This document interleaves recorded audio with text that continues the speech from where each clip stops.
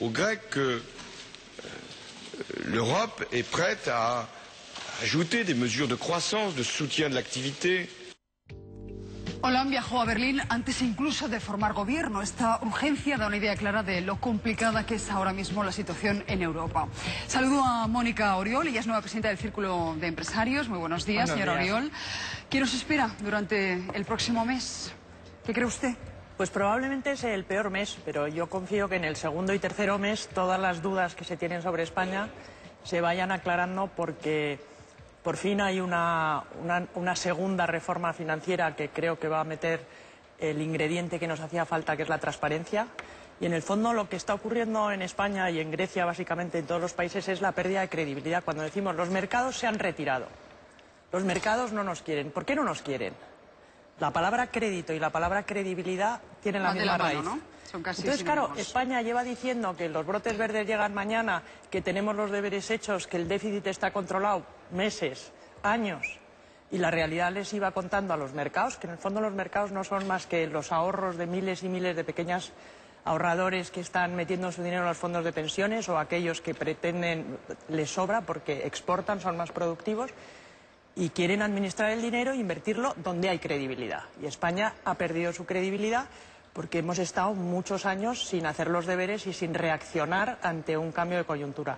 Yo creo que el mercado eventualmente reconocerá. Lo que pasa es que los mercados panican, tienen pánico. Son cobardes. Son cobardes porque están administrando el dinero de miles y miles de ciudadanos de todo el mundo. No pueden ser unos irresponsables y ponerlo ahí donde hay dudas. Las nuevas reformas que se están haciendo en España, yo creo que lo que van a traer es, no en el corto plazo, pero sí en el medio plazo, esa credibilidad que nos falta, porque la transparencia que va a obligar, por ejemplo, el desnudado de los activos de los bancos para ver realmente qué hay tóxico y qué no hay tóxico, cuál es la realidad de esos balances, que es de lo que se desconfía, pues si el panorama es como creemos que va a ser, que es mejor de lo que los mercados, porque tienen ese efecto de rebote y de exageración ante el miedo, pues traerá esa tranquilidad sobre, ya sabemos lo que hay, vamos a trabajar para mejorarlo. ¿Pero cuándo llegará esa tranquilidad? Porque dice, Pues ahora es que el próximo mes va a ser el más complicado. Es que estamos en mayo y hemos el hecho, gobierno... se supone, todas las reformas que había que hacer. No. De Guindos ha dicho, hemos cumplido. No. Hasta aquí hemos llegado. No. Ayúdennos, señores socios europeos. No creo que han dicho que hemos hecho todas las reformas, o lo dicen en Eso boca lo ha dicho pequeña, de Guindos en el Eurogrupo. que está atacando la parte económica, pero faltan muchas otras reformas. ¿Cuándo van a dar frutas la reforma laboral? La reforma laboral se ha hecho tarde y probablemente insuficiente. Ahora, es un cambio revolucionario con respecto a la situación anterior. ¿Cuándo dará frutos? Tarda. O sea, tan enfermo como está España o como ha estado España, en el que durante años se ha visto que el enfermo iba peor y que no se le aplica más medicina que aspirinas, lógicamente el enfermo se ha agravado. Faltan muchas reformas. ¿Y cuándo hará efecto el antibiótico? ¿Cuándo cree usted que se empezarán a notar? Pues como dicen, mientras antes se apliquen las reformas y además sean más profundas y no sean... Parches. No, más iba a decir parches, que es que no sé si se atreven a hacer todo lo que deben hacer, porque además como no explican lo que están haciendo, se van a Europa a contarlo. Pero aquí al ciudadano español se le cuenta todo con goteo. Esa es la pregunta que yo quería hacer. Da la impresión de que los políticos, los banqueros, están siempre hablando para Bruselas. Pero ¿por qué no hablan para los ciudadanos? Cuando varios premios Nobel, o sea, no echadores de cartas, no brujos, han dicho que España puede ser abocada al corralito. Ayer de Guindos lo desmiente, evidentemente. Eso es una tontería, es una irracionalidad. Pero ¿cómo se consuela o se tranquiliza a la gente que teme por sus ahorros y que no corremos el riesgo de que un día empiece la gente a ir a los bancos? Gracias por hacerle esa pregunta. Lo del corralito, que está en la calle, que a la gente le preocupa, y más después de escuchar a Paul Krugman, Premio Nobel de Economía, y decir que puede ocurrir en España. ¿Cómo se tranquiliza a la gente? Pues hablando, comunicar. Y yo creo que claramente el error que tenemos es, primero, el ritmo de las reformas va despacio, va, y en la buena dirección, pero es insuficiente su ritmo, y segundo, no comunican. Y además creen que no deben comunicar. Y creen que están comunicando, que es lo peor, con lo cual, si no conocen el problema, no van a poner soluciones. ¿Qué es lo que explican? Sí, dan ruedas de prensa, el presidente de gobierno le vemos muy de vez en cuando y en el Parlamento, es decir, habla a los mayores, pero al ciudadano, que es el que tiene que entender que la medicina es necesaria para aceptar la medicina y ponerse a funcionar. Y es que aquí se ignora al ciudadano. Es como si no tuviéramos nada que decir. Pero ¿no cree que 500 es una cifra fatídica que se ha alcanzado hoy? ¿Qué hay que hacer hoy? ¿Qué va a hacer Con la el prima de gobierno? riesgo en 507, ¿qué hacemos? nosotros no podemos hacer hoy nada, porque esa prima de riesgo es la desconfianza de los mercados a la credibilidad, el crédito de España. ¿Qué se tiene que hacer? Seguir en la senda de las reformas, pero hacerlas de verdad y rápido. Y si no las pueden hacer, porque realmente tampoco se puede, los recursos y los tiempos son limitados, pero puedes coger y adelantar el paquete de medidas que vas a poner en marcha, porque lo que han hecho en Bruselas, en plan técnico, contado, en plan normal, porque además la gente entiende lo que... Si tú a la gente le explicas lo que vas a hacer, lo entiende. Pero si entiendes que no lo van a entender, que es el implícito de no contarlo, entiendes que no lo van a entender, no lo explicas.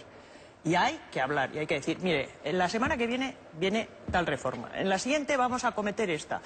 Haces un cronograma de lo que queda por delante. Pero eso está, quiero decir, eso está hecho. En Bruselas. No, y en España. Nosotros sabemos que en los próximos 2 años el gobierno ha pronosticado que va a haber más paro, que no va a haber crecimiento. No, eso son consecuencias, no sí, reformas. Son consecuencias, pero como decía Camille, eso de no hay esperanza sin porvenir ni paciencia obstinada. Es decir, no se puede a la población, no se le puede permanentemente pedir que tenga tiempo, que tenga paciencia si realmente no se le mantiene con un determinado señal de estímulo, señal de aliciente al menos. Yo creo que la gente decía tiene Tim Geithner, el secretario de Estado americano, decía, pues está muy usada la metáfora de la tormenta, ¿no? Estamos todos bajo la misma tormenta, pero no todos en el mismo barco. Es verdad que hay transatlánticos y hay chalupas, y hay gente que va en bote.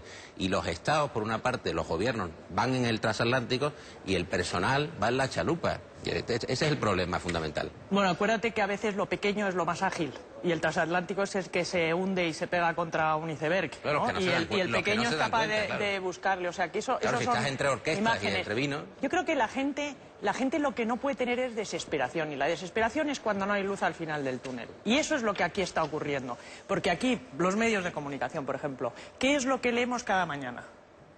Todo es tóxico. Bueno, ¿qué es lo que se cuenta? No, perdona, claro, hay muchísimos casos. Hemos visto un vídeo antes de un niño desesperado.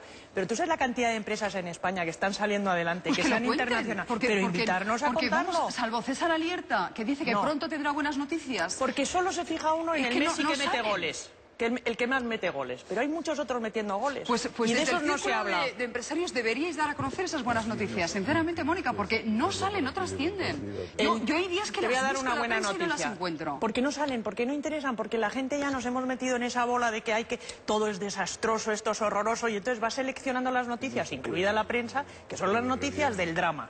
Pero fíjate, nuestra brecha del déficit comercial, o sea, que era enorme y que es uno de los síntomas más elementales para definir si el país es o no competitivo. Es decir, si tú eres capaz de vender más que lo que compras, es que realmente tu economía es sana, porque la gente quiere comprar tus productos. Si quieren comprar tus productos y están a buen precio, tus ventas, tus exportaciones. Nosotros nos hemos pasado 10 años perdiendo competitividad sistemáticamente año tras año, y la brecha comercial se iba ampliando. Este año estamos casi en el cero. Y eso Señores, es porque por favor, muchísimas empresas españolas que hasta ahora no eran competitivas, es decir, no eran capaces de vender fuera, han empezado a vender fuera. Y tenemos no solo las grandes empresas, que son de las que todo el mundo habla, sino que muchísimas empresas medianas y pequeñas que han abierto los ojos, han mirado al mundo y han empezado a vender. Y hay cientos de casos. Se agradece este rayo de luz o ese brote verde, como usted quiera llamarlo, porque de verdad que necesitamos esas buenas noticias. Ernesto, sí, te doy la palabra. Yo siempre le recuerdo a Ernesto que en el año 2008, cuando cayó Lehman Brothers, nos dijo: nada va a ser igual, el estado del bienestar va a cambiar a partir de ahora, y se está cumpliendo bastante ese pronóstico que nos hizo. Se acaba el plazo para que las comunidades autónomas presenten sus planes de ajuste para cumplir el 1,5% del PIB que les exige el gobierno. De momento, los alumnos más aplicados son Cataluña y Andalucía. El presente más tuvo el valor, el sí, de dar la cara para contar los ajustes, para pedir un nuevo sacrificio a los catalanes. El tercer recorte ya de 1.500 millones de euros. Y el presente Griñán parece que ha dejado sin argumentos a Rubalcaba cuando ha anunciado el mayor ajuste de la historia de Andalucía. Bajan los sueldos de los funcionarios, suben impuestos y congelan infraestructuras. Esto que ven es el último Consejo de Política Fiscal y Financiera celebrado el pasado mes de marzo. En él, el ministro de Hacienda lanzó un mensaje claro a sus homólogos de todas las comunidades autónomas. Es imprescindible que su déficit para 2012 no supere el 1,5%. Mañana esta imagen se repetirá y en vísperas las comunidades autónomas más reticentes, esto es, las no gobernadas por el Partido Popular, han ido anunciando sus medidas. En el caso de Cataluña, en manos de CiU, la Generalitat ha anunciado un recorte de 1.500 millones de euros que se llevará a cabo así: privatizando autopistas y aguas, vendiendo edificios de patrimonio público, disminuyendo o congelando subvenciones y reduciendo plantilla en determinados organismos. Artur Mas ha reconocido que no ha tenido más remedio y culpa de la alta cifra del ajuste a la deuda del Estado con Cataluña. Este plan de ajuste del gobierno catalán de 1.500 se vería reducido a la mitad, simplemente pagando aquello que se nos debe. El recorte que realizará Andalucía, gobernada por el bipartito PSOE e Izquierda Unida, será aún mayor: 2.500 millones de euros de ahorro en el gasto y 1.000 millones de ingresos adicionales. No tocarán la sanidad, dicen, pero a cambio reducirán el sueldo de los funcionarios entre un 5 y un 15%, subirán el IRPF, el impuesto de patrimonio y el de juegos, y no hará una sola obra pública nueva. En cuanto a educación, no aumentarán el número de alumnos por clase, pero sí las horas lectivas de los profesores. Desde el gobierno autonómico acusan al central de estar obligándoles a un ajuste a todas luces excesivo. Creemos que la norma del Estado, la obligación de llevarnos al 1,5, las normas que están hasta ahora desarrollando, tienen un componente ideológico muy marcado que persigue reducir el papel del Estado en la economía y que nos aleja de aquellos países con mejores resultados en términos de desarrollo y de equidad. Por el momento, la comunidad autónoma rebelde es el País Vasco. Patxi López ya ha dicho que no aplicará ningún tipo de recorte. Dice que la prioridad ahora es ayudar a familias y emprendedores y mantener los servicios públicos. Quizá dirigiéndose al gobierno vasco, del que hace solo unos días el PP se descolgaba precisamente por sus diferencias en política fiscal, ayer la vicepresidenta Soraya Sáenz de Santamaría lanzó este mensaje a las autonomías. De la voluntad de todos para cumplir el objetivo de déficit y de la voluntad de todos para colaborar en las reformas estructurales vendrá la salida de la crisis. Y no conozco a nadie que no quiera salir de la crisis. Por ello pido a todas las administraciones públicas, a las comunidades autónomas y a los ayuntamientos su máxima colaboración en este punto. Señor Oriol, se impone la disciplina, y lo digo porque Andalucía y Cataluña, que eran las más críticas con el gobierno central, luego se han aplicado los ajustes, ¿eh? Pues eso es un buen síntoma, eso quiere decir que hemos comprendido la situación, pero a mí me gusta mucho más, me gustaría que se hablara de deuda y no de déficit, porque las familias entienden lo que es vivir asfixiados por la deuda. El déficit como que es un al Estado ya. En la medida en que entendamos que una deuda hay que pagarla y que si no la pagas ocurren todas estas cosas, el corralito, la desconfianza, la falta, en fin. Tenemos que pagar las deudas en que hemos incurrido en los años anteriores. El recortar gastos es una manera de poder devolver esas deudas y ganar credibilidad. Si los gobiernos regionales, municipales empiezan a entender que devolver las deudas es saludable y lo saben vender, pero es que aquí se cuenta: tengo que reducir mi déficit porque me lo imponen desde el gobierno central. El gobierno central que me lo imponen desde Alemania o desde Bruselas. Oiga, es que no se lo impone nadie, es que es sentido común. Es la bondad de la medida lo que hay que vender. Si no devolvemos nuestras deudas, ¿quién va a darnos nada nunca? Hemos perdido nuestra credibilidad, nuestra capacidad de evolución. Más casi sonó Calvino, porque hablaba también de las bondades de la austeridad, ¿no?, en su comparecencia pública. Más sí, es el único que está hablando de la bondad de la medida. El resto. No, yo quería introducirme en la economía, pero quería hacer un pequeño homenaje a Carlos Fuentes. ¿Homenaje a Carlos Fuentes? En la muerte de Artemio Cruz, que dice una cosa que es muy importante para España y para Europa. Dice así, comienza así la novela: tú cerrarás tus ojos consciente de que tus párpados no son opacos, de que a pesar de que los cierras, la luz penetra hasta la retina, la luz del sol que se detendrá, enmarcado por la ventana abierta a la altura de tus ojos cerrados. Los ojos cerrados que eliminan cada detalle de la visión, alternan la brillantez y el color, pero no eliminan la visión misma. ¿Qué tiene que ver esto que nos cuenta Artemio Cruz en una metáfora de México con la situación actual? que uno no puede analizar la situación española, que es gravísima y tiene la burbuja más alta del mundo desarrollado, la burbuja inmobiliaria de crédito y bursátil, en términos aislados. Lo que tenemos es una situación en Europa. El sistema del euro no funciona. Y lo de Grecia no tiene muy relativa importancia. Un país que es el 2% del Producto Interior Bruto, no podemos echarle todos los días. Los medios de comunicación lo hacen por abreviar los titulares. Grecia sube. No. Es un problema. Esta eurozona está dañada. El sistema no funciona y probablemente irá a una explosión. En relación a España, lo que está pasando es que después del aumento de que los bancos han tomado deuda soberana, lo que tenemos aquí es que la crisis bancaria y la crisis de la deuda soberana es una sola. Por lo tanto, si el Banco Central Europeo no sale mañana, pasado, y dice, el Banco Central Europeo, ante la gravedad de la situación, necesita que los precios de los bonos públicos de la eurozona se mantengan como están, no bajen más, y que por tanto los tipos de interés bajen, si esto no es así, nos llevamos por delante el sistema, es decir, la deuda pública, los países y los bancos, porque los dos problemas están unidos. Usted, con todos los respetos, analiza el problema como los políticos. Los políticos siempre que tienen un problema dicen, es un problema de comunicación, este gobierno no comunica. Así terminaremos con el gobierno de Rajoy, con el señor Javier Arenas, en septiembre instalado como ministro portavoz. Estoy absolutamente convencido que ese será el diagnóstico. Arenas tendrá que venir a Madrid a explicarnos a los españoles, en realidad, cómo es la reforma del gobierno. El problema es que el gobierno no... Si ya preves eso, ¿qué va a pasar con la prima? Quiero decir, si ya sabes que va a ser Arenas el próximo... No, digo, es una metáfora política, a lo mejor no lo es, pero yo entiendo que todos los gobiernos deciden siempre que es un problema de comunicación, a ver si me entienden. Sí, hombre, no es la bola de cristal.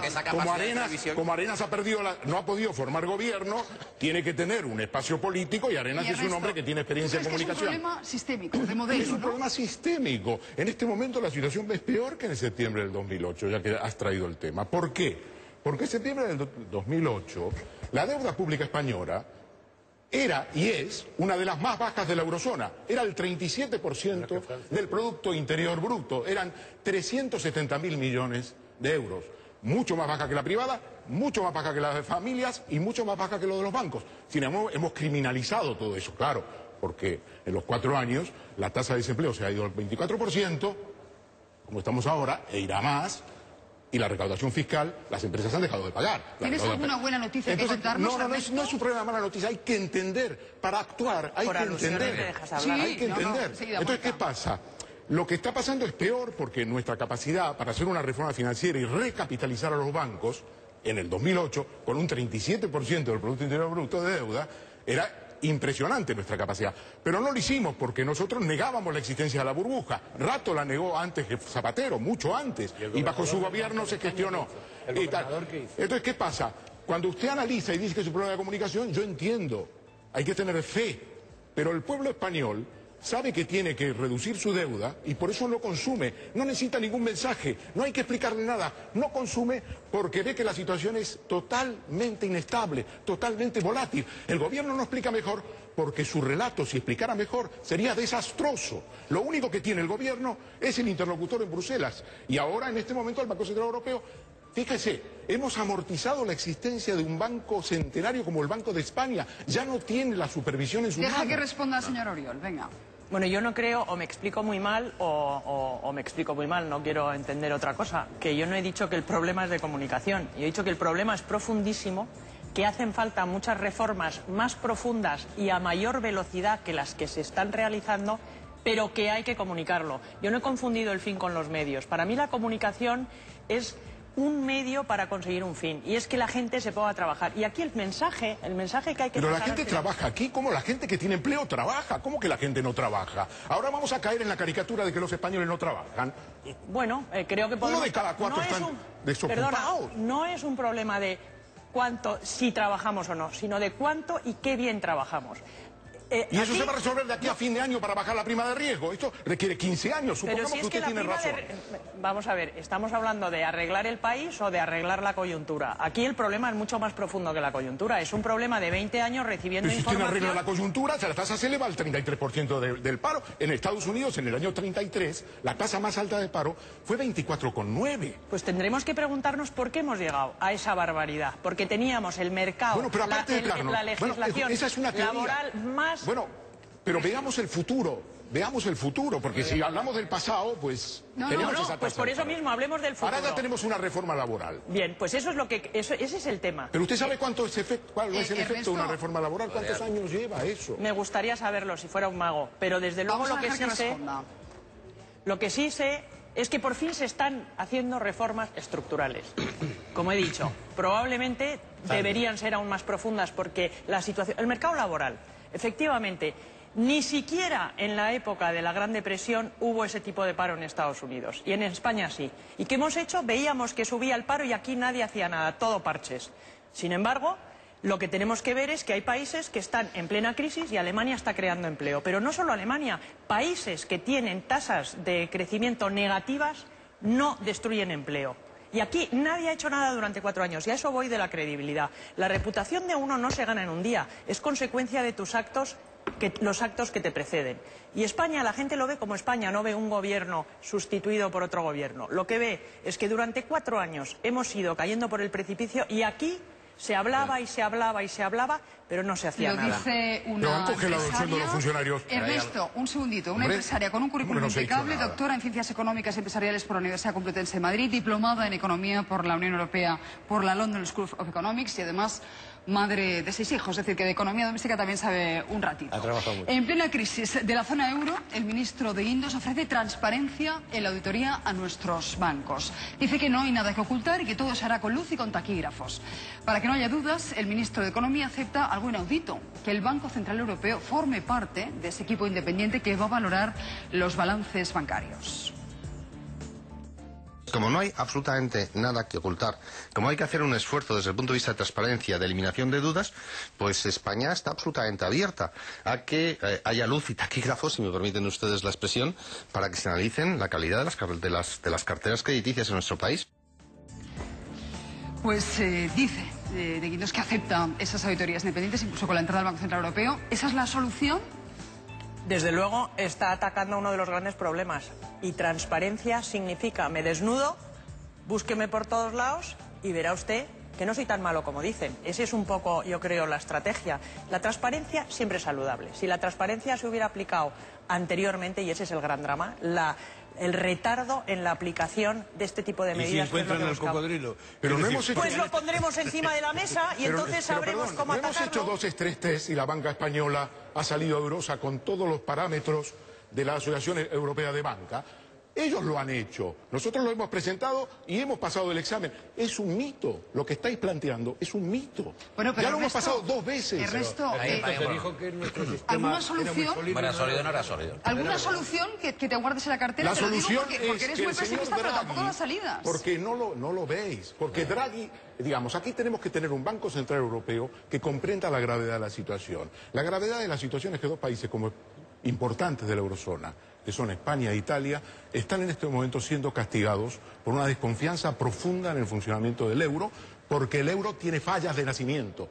Entonces, ¿qué pasa? Draghi tiene que salir y decir, nosotros garantizamos la deuda, vamos a comprar ilimitadamente en los mercados secundarios, vamos a mantener el precio de los bonos y vamos, sí, pero a regañadientes. Lo que tiene que hacer es garantizar, tiene que funcionar como un verdadero banco central. No están los estatutos, pero tiene que hacerlo. Según su criterio, ¿el euro está amenazado? Sí. Yo estoy de acuerdo con Ernesto en que no es un problema solo de España, lo que pasa es que tienes que buscarle ojos y cara a cualquier sujeto que va a ser atacado. ¿Y cómo sería la catástrofe? ¿Puede imaginárselo? ¿El peor del peor de los casos? El peor escenario. Es que soy optimista. ¿Cree que se va a mantener a pesar de todo? Tendría que cambiar mi ADN. La voy a despedir enseguida. Pero digo que las grandes empresas españolas trabajan con escenarios de salida del euro. No solo salida del euro de Grecia, sino nuestra propia salida del euro. Con lo cual ya están calculando las consecuencias. Lo que decía Ernesto antes de... Están calculando las consecuencias. Claro, hay que contemplar todas las hipótesis, todos los escenarios. El plan de contingencias tiene que estar en la hoja de ruta de cualquier agente, de las familias, de las empresas, etcétera. La salida del euro lo que significaría sobre todo sería un drama para los países del norte, que son los que han generado ahorro y los que tienen comprada la deuda. El problema enorme es que los bancos españoles tienen en sus balances deuda soberana española. Pero si nos fuéramos del euro a la peseta, una nueva peseta, como el balance de los bancos españoles está lleno de deuda de portuguesa, Estado español, tendrían que devolverlo en la peseta local. ¿Sabe lo que dice el problema es para los alemanes. ¿Sabe lo que dice Gabriel? Que siempre que se presta a países de gobiernos irresponsables y a países irresponsables, al final la deuda no se cobra. Eso es lo que dice Gabriel. Bueno, señores, vamos a dejar estos escenarios que todavía no contemplamos. Nosotros no funcionamos todavía con planes de contingencias y vamos a ocuparnos y la señora Oriol está de acuerdo. Hay una solución, que el Banco Central Europeo intervenga. Sí. Tendrás que convencer a Alemania, ¿no? Déjenme que despida, como Dios manda, a la señora Oriol. De verdad que esto no pretendía ser un combate de boxeo ni un ring, lo digo porque tal vez he encontrado algo agresivos a unos servidores de nuestros contertulios, pero la economía, digamos, que exalta pasiones. Gracias, de verdad. Muchas gracias a vosotros. Un aplauso, ¿no?, para la señora Oriol. Lo ha ganado. Bueno, pues venga. Ha estado muy animado el debate. Vamos a hablar de la microeconomía, porque es muy fácil, ¿verdad? Hablar de la prima de riesgo, ocuparse de la bolsa, pero hay que ponerle cara, rostro a cada una de las historias. Y esta niña recién nacida, que van a ver con